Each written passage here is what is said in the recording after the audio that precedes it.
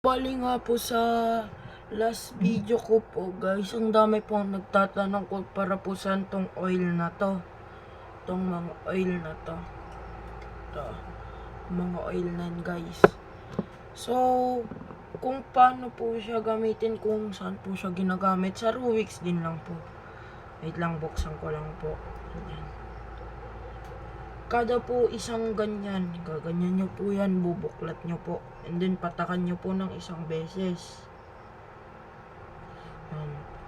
And then dito din po sa kabila, isang beses. Tag isang beses lang po sila kabila. And then pagtas nyo po napatakan, takpan nyo po. And then, ikot-ikutin nyo po siya para po kumalat po yung oil na nilagay nyo po.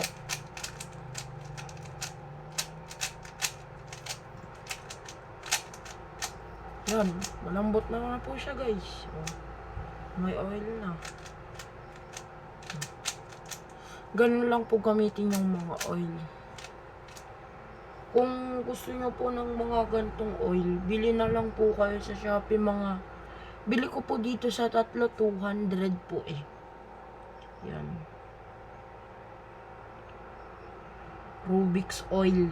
Rubik's oil po yung tawag dito. Search nyo na lang po sa Shopee. Thank you. Bye.